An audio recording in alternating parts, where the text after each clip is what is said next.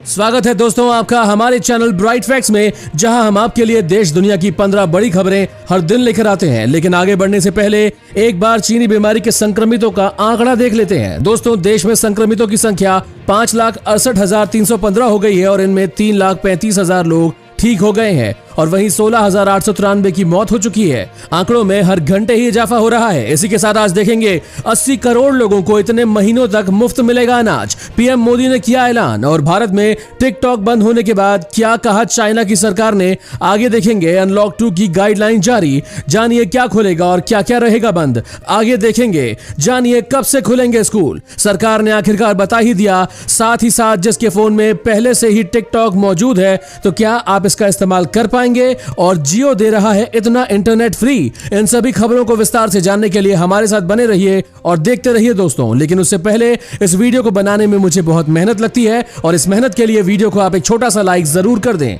फटाफट से ले चलते हैं आपको हमारी आज की सबसे पहली बड़ी खबर की तरफ। दोस्तों, 80 करोड़ लोगों को मुफ्त मिलेगा अनाज, पीएम मोदी ने किया ऐलान। दोस्तों, महामारी के बीच छठी बार देश को संबोधित करते हुए प्रधानमंत्री नरेंद्र मोदी ने गरीबों और जरूरतमंदों के लिए एक बड़ा ऐलान किया है। उन्होंने घोषणा की है कि मुफ्त अनाज देने की योजना अब अगले 5 महीनों तक जारी रहेगी। पीएम ने कहा कि त्योहारों का मौसम आ रहा है, जरूरतें और खर्चे बढ़ेंगे और ऐसे में सरकार ने फैसला किया है कि 80 करोड़ से ज्यादा लोगों को मुफ्त अनाज देने वाली योजना जुलाई, अगस्त, सितंबर, अक्टूबर और नवंबर में भी लागू रहेगी। सरकार द्वारा इन 5 महीनों के लिए 80 करोड़ से ज्यादा भाइयों बहनों को 5 किलो गेहूं या 5 किलो चावल मुफ्त दिया जाएगा। साथ ही हर परिवार को 1 किलो चना भी मुफ्त दिया जाएगा। सरकार का ये कदम जरूरतमंदों के लिए बहुत बड़ी खुशखबरी है। साथियों, फिर सावन शुरू हो रहा है, फिर 15 अगस्त आएगी, रक्षाबंधन आएगा, कृष्ण जन्माष्टमी आएगी, गणेश चतुर्थी आएगी, ओणम होगा और आगे जाएं तो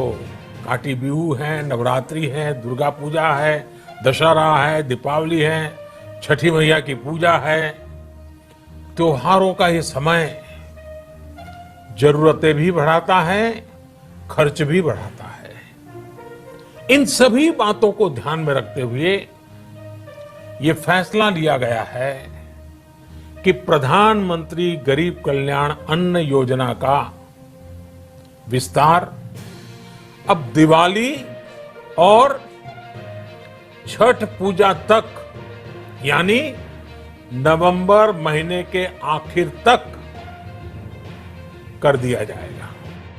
अब चलते हैं दोस्तों, देश में अनलॉक 2 की गाइडलाइन जारी, जानिए क्या खुलेगा और क्या क्या रहेगा बंद। सरकार ने सोमवार रात अनलॉक 2 के लिए दिशा निर्देश जारी कर दिए हैं और केंद्रीय गृह मंत्रालय ने अनलॉक 2 के तहत व्यापक दिशा निर्देश जारी किए, जो कि 30 जून को अनलॉक 1 के पूरा होने के बाद 1 जुलाई से लागू होंगे। नए दिशा निर्देशों में कहा गया है कि स्कूल, कॉलेज और कोचिंग संस्थान 31 जुलाई तक बंद रहेंगे। इनमें कहा गया कि मेट्रो रेल, सिनेमा घर, जिम, स्विमिंग पूल, मनोरंजन पार्क, थिएटर, बार, ऑडिटोरियम, असेंबली हॉल और ऐसे अन्य स्थल भी बंद रहेंगे। साथ ही दिशा निर्देशों में कहा गया कि घरेलू और अंतर्राष्ट्रीय यात्री उड़ानों को, जो अभी सीमित रूप में जारी है, धीरे धीरे और विस्तार किया जाएगा। गृह मंत्रालय ने कहा कि नए दिशा निर्देशों राज्यों और केंद्र शासित प्रदेशों से मिले फीडबैक तथा संबंधित केंद्रीय मंत्रियों और विभागों के साथ गहन विचार विमर्श पर आधारित है। दोस्तों, इस चैनल पर हम आपको देश और दुनिया भर की सबसे बड़ी खबरें सबसे पहले बताते हैं। अगर आपको भी दुनिया भर की खबर सबसे पहले चाहिए तो चैनल को बिना भूले नीचे दिए लाल बटन को दबाकर सब्सक्राइब जरूर कर दें और बेल आइकन भी प्रेस कर दें। अब जानिए कब से खुलेंगे स्कूल, सरकार ने आखिरकार बता ही दिया। लॉकडाउन के बाद से ही पेरेंट्स से लेकर स्टूडेंट्स तक के मन में यही सवाल है कि आखिर स्कूल, कॉलेज दोबारा खोलने को लेकर सरकार क्या फैसला लेती है। हालांकि मानव संसाधन विकास मंत्री रमेश पोखरियाल निशंक ने यह संदेश दिए हैं कि 15 अगस्त के बाद स्कूल खोले जा सकते हैं, लेकिन इसे लेकर कोई पुष्टि नहीं हुई है। इन सब के बीच आंध्र प्रदेश में स्कूल खोलने की योजना तैयार कर ली गई है और एक रिपोर्ट के अनुसार आंध्र प्रदेश सरकार ने अगस्त के अंत तक स्कूल खोलने की योजना बनाई है। इसके तहत राज्य के एजुकेशन मिनिस्टर ए सुरेश ने बताया कि प्रदेश में अगस्त के अंत तक स्कूल खोलने की योजना है और इस दिशा में सरकारी स्कूलों में रिनोवेशन का काम कराने के लिए एक प्रोजेक्ट भी शुरू किया गया है। इसके तहत करीबन 45,000 सरकारी स्कूलों को कॉर्पोरेट स्कूल के समकक्ष बनाने की कोशिश की जा रही है। इसके हालातों में सुधार आएंगे और संक्रमण का खतरा टलेगा। अब जानिए जिनके फोन में पहले ही टिकटॉक मौजूद है, क्या वो कर पाएंगे इसे यूज। दोस्तों, अगर आप भी ये सोच रहे हैं कि स्मार्टफोन में पहले से मौजूद ऐप काम करेगा या नहीं, इस पर अभी कुछ स्पष्ट नहीं कहा जा सकता है। हाँ, इतना स्पष्ट है कि नए यूजर इसे किसी हालत में डाउनलोड नहीं कर पाएंगे। हालांकि मंगलवार सुबह तक ये ऐप्स गूगल प्ले स्टोर पर मौजूद थे और डाउनलोड भी हो रहे थे। कुछ ही देर में एक नए ऐप की डाउनलोडिंग भी बंद हो जाएगी और विशेषज्ञों का मानना है कि भले ही आपके मोबाइल में ये ऐप मौजूद है, लेकिन आप इसे अपडेट नहीं कर पाएंगे और ना ही इसे भारत में किसी तरह का डेवलपर सपोर्ट मिल पाएगा। भारत सरकार के अधिकारी सरकारी फैसलों के अनुसार सभी इंटरनेट सर्विस प्रोवाइडर और टेलीकॉम सर्विस प्रोवाइडर्स को दे रहे हैं। ये संस्थान ब्लॉक किए गए ऐप से जाने आने वाले सभी तरह के डेटा और ट्रैफिक को ब्लॉक करेंगे। दोस्तों, आपको क्या लगता है कि सरकार ने टिकटॉक को बंद करके सही किया या नहीं? हमें अपना जवाब जरूर बताएं।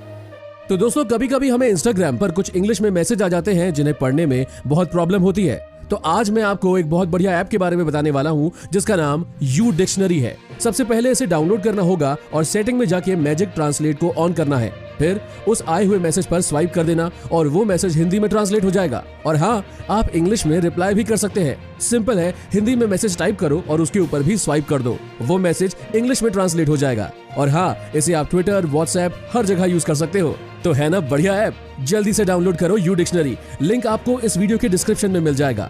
अब जानिए अनलॉक 1 में की गई ये लापरवाही बनी चिंता का कारण, मोदी ने देश को बताया। प्रधानमंत्री नरेंद्र मोदी ने आज देश के नाम अपने संबोधन में महामारी को लेकर चिंता जाहिर की और पीएम मोदी ने कहा कि अनलॉक 1 के बाद लापरवाही बढ़ी है जो चिंता का कारण है। पीएम मोदी ने कहा कि महामारी से होने वाली मृत्यु दर को देखें तो दुनिया के अनेक देशों की तुलना में भारत अच्छी स्थिति में है और समय पर किए गए लॉकडाउन और अन्य फैसलों ने भारत में लाखों लोगों का जीवन बचाया है। लेकिन जब से देश में अनलॉक 1 हुआ है, व्यक्तिगत और सामाजिक व्यवहार में लापरवाही भी बढ़ती ही चली जा रही है। पहले हम मास्क को लेकर, 2 गज की दूरी को लेकर और 20 सेकंड तक दिन में कई बार हाथ धोने को लेकर बहुत सतर्क थे, लेकिन अब देखने को नहीं मिल रहा है ये सब कुछ। आगे देखिए दोस्तों, चीनी बीमारी के कितने आए नए लक्षण, जानिए पूरी खबर। और उससे पहले जानिए 1 जुलाई से बंद होने वाली है यह सुविधाएं, पड़ेगी महंगाई की मार। 1 जुलाई से अनलॉक 2 शुरू होने वाला है और ऐसे में कुछ ऐसी सुविधाएं भी हैं जो लोगों को देखने को नहीं मिलेंगी। इससे महंगाई की मार लोगों पर पड़ सकती है। इन सुविधाओं का लाभ अब नहीं मिलेगा। अटल पेंशन की मोहलत होगी खत्म। अगर आप अटल पेंशन योजना से जुड़े हैं, आपको किश्त पर मिली मोहलत की डेडलाइन खत्म हो गई है। तो महामारी संकट की वजह से सरकार ने अप्रैल महीने में ऑटो डेबिट की सुविधा को रोक दिया था। लोगों के पैसे बैंक अकाउंट से नहीं कट रहे थे और अब यह सुविधा बंद होने की वजह से एक बार फिर ऑटो डेबिट के जरिए किश्तों में कटौती होगी। जानिए एडवांस पीएफ का विड्रॉल। महामारी संकट में कैश की किल्लत दूर करने के लिए सरकार ने एक नियम में बदलाव किया था। इस बदलाव के तहत कोई भी उपभोक्ता अपने ईपीएफ खाते से 75% राशि या 3 महीने की basic salary, basic plus DA से जो कम हो उतनी राशि निकाल सकता है और अब यह सुविधा बंद हो जाएगी। साथ ही एटीएम से पैसे निकालने के चार्जेस। बीते मार्च महीने में वित्त मंत्री निर्मला सीतारमण ने कहा था कि अगले 3 महीनों तक एटीएम से पैसे निकालने पर कोई चार्ज नहीं लगेगा, लेकिन अब यह सुविधा देखने को नहीं मिलेगी। अब जानिए भारत से टकराने के बाद चीन हुआ कंगाल, इतने पैसे डूबे। महामारी फैलाकर चीन ने अगर दुनिया को आर्थिक तौर पर बर्बाद कर दिया है तो चीन खुद भी कंगाली की राह पर चल पड़ा है। चीन ने अफ्रीकी देशों के अलावा छोटे देशों को कर्ज के मकर जाल में फंसाकर दुनिया पर एक छत्र राज करने की महत्वाकांक्षा पाल रखी थी। इसी महत्वाकांक्षा को पूरी करने के लिए बेल्ट एंड रोड प्रोजेक्ट शुरू किया था और चीन के इस प्रोजेक्ट को अफ्रीकी देशों ने झटका दे दिया है। चीन के सीपैक यानी चाइना पाक इकोनॉमिक कॉरिडोर प्रोजेक्ट में चीन के $60 बिलियन लगभग डूब चुके हैं। आर्थिक जानकारों का कहना है कि चीन को बीआरआई प्रोजेक्ट में लगभग $300 बिलियन का नुकसान हो चुका है। चीन की जनता सरकार की असफल नीतियों का खामियाजा भुगत रही है। एक तरफ कंगाली, बेरोजगारी चीन की जनता को सता रही है तो दूसरी ओर 5-5 मोर्चों पर जंग के बादलों ने चीन की जनता के दिलों में विद्रोह की चिंगारी को हवा दे दी है। चीन की सरकार की सफलता बस ये है कि जनता में विद्रोह की खबर की एक लाइन भी किसी भी मीडिया में दिखाई नहीं दे रही है। चीनी बीमारी के कितने आए नए लक्षण, जानिए पूरी खबर।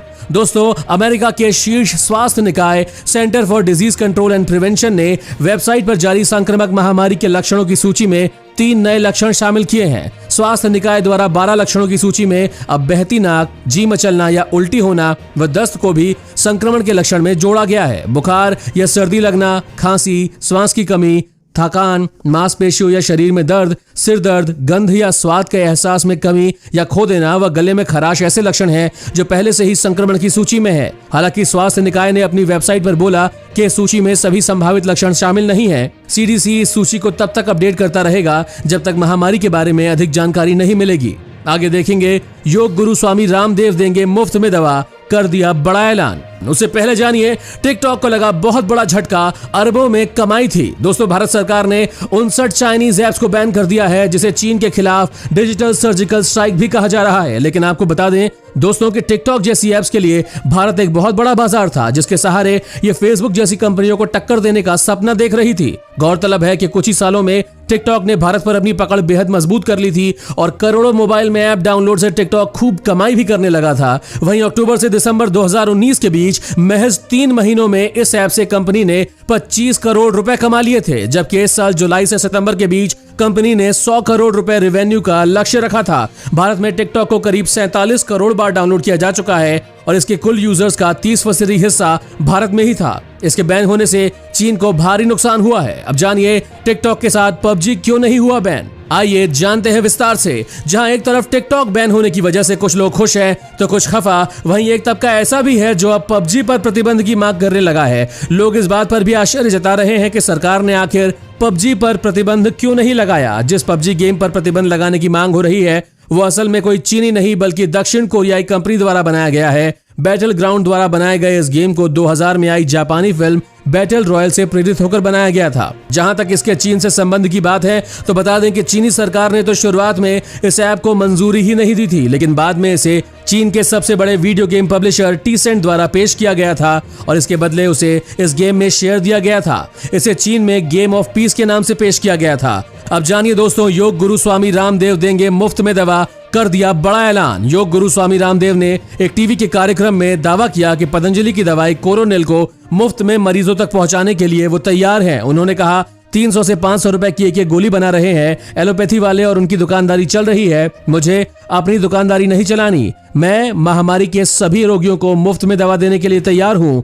स्वामी रामदेव ने कहा कि मरीजों की 3 से 7 दिन में रिकवरी के लिए भी तैयार हूं। जिनके पास में एक कौड़ी भी ना हो, वो चाहे लाख व्यक्ति हो या करोड़ व्यक्ति हो, इतना समर्थ बनाया है इस देश ने मुझे, मैं आप सबको दवा मुफ्त में देने के लिए तैयार हूं। जो समर्थ हो वो पैसे में खरीद लेना, जिसके पास पैसे नहीं है उसे घर बैठे दवा भेजूंगा हरिद्वार से। हमने तय किया है, अभी कोशिश करेंगे कि 24 घंटे में उनको दवा मिल जाए। स्वामी रामदेव और आचार्य बालकृष्ण के संस्थान पतंजलि ने इसी महीने चीनी बीमारी की आयुर्वेदिक दवा कोरोनिल को लॉन्च किया है और इस दवा को क्लिनिकल केस स्टडी के बाद लॉन्च किया गया। लेकिन फिलहाल इस दवाई को बेचने के लिए पतंजलि को आयुष मंत्रालय की मंजूरी नहीं मिली है। और अब जानिए दोस्तों, रिलायंस जियो हर दिन दे रही है इतने जीबी डेटा फ्री, आपको यकीन नहीं होगा। दोस्तों रिलायंस जियो अपने यूजर्स के लिए नए नए ऑफर्स की लॉन्चिंग करता रहता है और कंपनी के ऑफरों को ग्राहकों का रिस्पॉन्स भी अच्छा मिलता है। जियो एक बार फिर से अपने यूजर्स को 4 दिनों की वैधता के साथ मुफ्त 2 GB हाई स्पीड प्रतिदिन डेटा का लाभ दे रही है। यह लगातार चौथा महीना है जब telecom operator promotional data pack की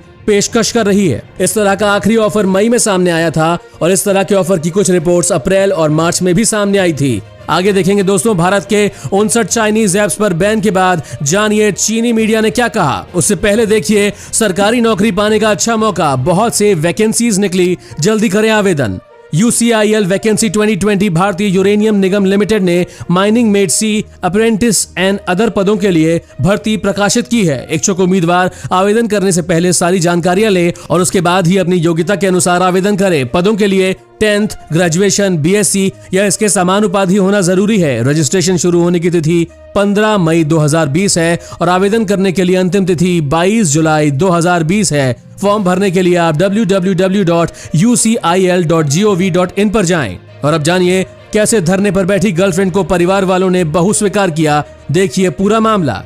दोस्तों कुशीनगर के एक गांव में एक लड़की अपने बॉयफ्रेंड के घर के सामने धरने पर बैठ गई। इस बीच बारिश शुरू हो गई, लेकिन लड़की टस से मस नहीं हुई। वो तब तक वहां बारिश में भीगते हुए बैठी रही जब तक कि बॉयफ्रेंड के घर वाले शादी के लिए मान नहीं गए। लड़की गांव के ही लड़के के साथ 1.5 साल से रिलेशनशिप में थी और इसी बीच बॉयफ्रेंड रोजी रोटी की तलाश में विदेश चला गया। तब भी दोनों के बीच बातचीत होती रही। इधर लॉकडाउन में लड़का वापस घर लौटा तो एक बार फिर दोनों के बीच मुलाकातें होने लगी। लड़की ने लड़के से शादी करने को कहा तो लड़का उसे टरकाने लगा। रविवार की शाम लड़की के सब्र का बांध टूट गया। वो बॉयफ्रेंड के घर पहुंच गई और उसने बॉयफ्रेंड के परिवार वालों से बात की। बात नहीं बनी तो वो वहीं धरने पर बैठ गई। बारिश में भी वहीं बैठी रही। दोपहर बाद लड़के के घर वालों का दिल पसीजा और उन्होंने लड़की को घर की बहू बनाने पर सहमति दे दी। इसके बाद बारिश में भीग रही लड़की को घर लाया गया। लड़के ने उसे जीवन संगनी मान लिया। अब जानिए दोस्तों, भारत के 59 चाइनीज ऐप्स पर बैन के बाद जानिए चीनी मीडिया ने क्या कहा।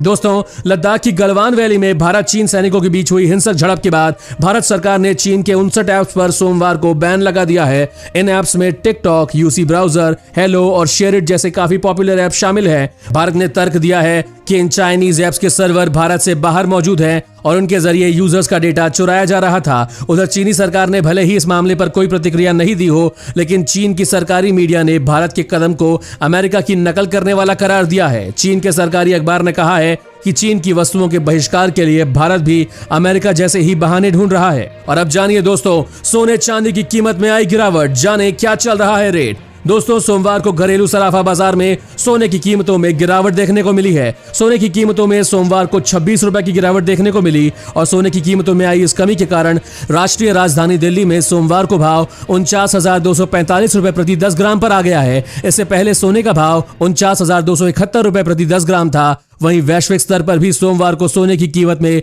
गिरावट आई है। हालांकि सोमवार को चांदी की कीमतों में लगभग स्थिरता देखने को मिली। चांदी की कीमत में सोमवार को 4 रुपए की मामूली गिरावट देखी गई। इससे चांदी की कीमत 49,461 रुपए प्रति किलोग्राम पर पहुंच गई है। इससे पहले चांदी की कीमत 49,465 रुपए प्रति किलोग्राम थी। शादी के सीजन में अभी भी लोगों के पास सस्ता सोना खरीदने का मौका है, क्योंकि आने वाले दिनों में इसकी कीमत और भी बढ़ सकती है। दोस्तों, अगर आपको ऐसे ही न्यूज हर रोज अपने मोबाइल फोन पर चाहिए तो बिना भूले हमारे चैनल को नीचे दिए लाल बटन को दबाकर सब्सक्राइब जरूर कर दें और साथ ही घंटे के बटन को दबाकर ऑल पर क्लिक करना ना भूलें। धन्यवाद।